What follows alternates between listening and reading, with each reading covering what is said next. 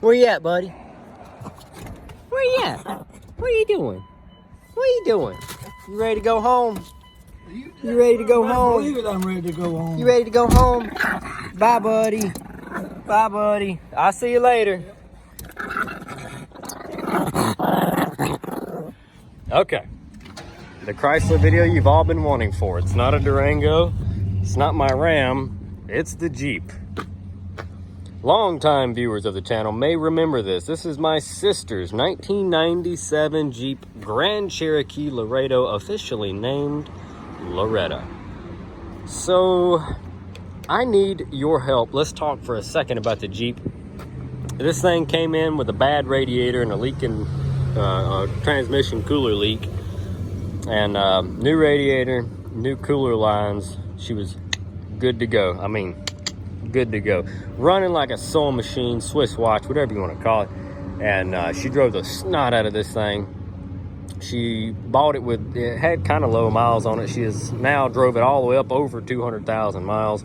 I just put front tires on it, Goodyear Wrangler radials. These seem to be the tire of choice for Jeeps and mid-90s Explorers and the older F-150s. I don't know why. I guess it's because they're cheap and they're, you know, half-ass decent tires. Maybe. I don't know. I also put some headlights in it. Got a cheapo paint job put on it. Some of the panels were faded more than others. Like this fender didn't get painted. Now it's chipping. Should have painted it. Didn't. Hindsight's 2020. She doesn't wash it very often.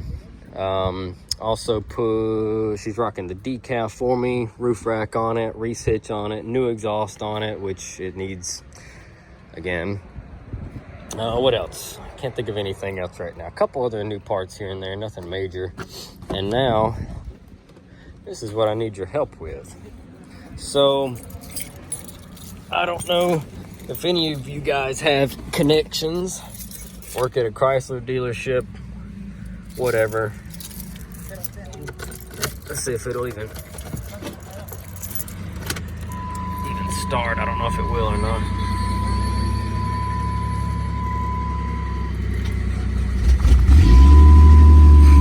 So it starts and runs. The check engine light comes and goes.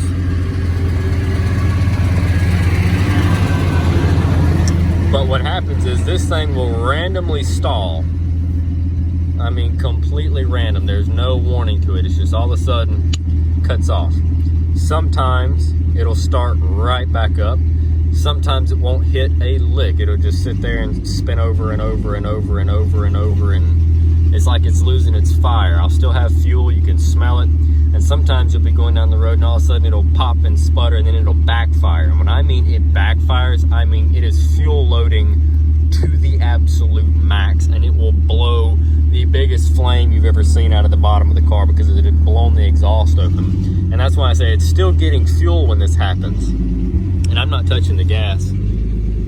It's doing all this on its own, but it'll kill the spark and load up on fuel, and then all of a sudden the spark will come back and it'll start doing it again. Now, okay, I have changed the crankshaft position sensor on the back of the engine. That is brand new. It's on its second one, and those really didn't seem to make much of a difference. The ignition coil is brand new. It really didn't make much of a difference. Spark plugs, wires, cap, rotor, pickup coil, and the distributor, that little thing underneath, is all brand new. Have reset the computer a million times, and I'm thinking, after reading online, that the computer itself is bad. I think, because I've noticed if you get out and you beat on it's horrible, but if you beat on the computer a little bit, you can jump back in it, fire it right back up, and it'll take off running just like it's supposed to. And then sometimes it won't do it at all. But most of the time, if it starts acting weird, you can get out and tap on the computer and knock it around a little bit, jump back in it, and it'll fire right back up and then drive for, sometimes it'll drive all day without one issue. I mean, literally just perfect like it should. Then some days you don't get out of the driveway and it'll start giving you trouble. So something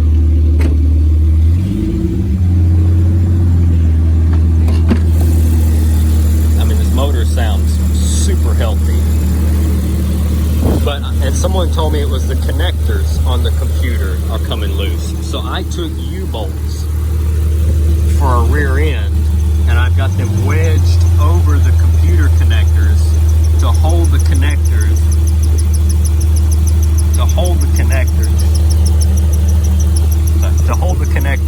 to the computer tight. And they're on there tight, and it still will give me this issue. So I'm thinking it's got to be a computer. There are multiple companies on eBay that offer computer replacement. I have emailed and called every one of them and have got no response whatsoever. Guys, I am looking for your assistance. I messaged a couple other YouTubers that are Jeep people. I'm sure you've watched a few of them if you know. And I haven't gotten any response back. So I'm just kind of digging on my own here. But everything that you normally have an issue with, crank position sensor and stuff, all that has been changed to no avail. It's still giving us these same problems. And it did seem like it helped a little bit at first when we changed those parts. It was a Band-Aid, but it wasn't, 2 weeks down the road, it went right back to doing its same crap. It has good fuel pressure. The fuel pump is fine. It maintains good pressure. And every now and then, when it throws the check engine light, which it doesn't do all the time, it will throw codes for ECM and then signal loss, crankshaft position signal loss, ignition coil circuit low. Those are the only things I really ever get. Everything else stays consistent. So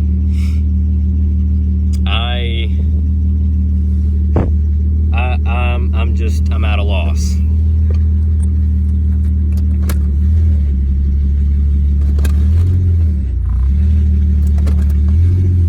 Like I said, right now it's running decent, and it may continue to do this, or it may start running like crap again.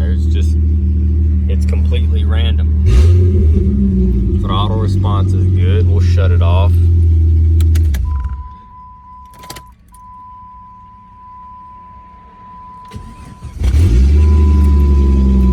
And it's completely random.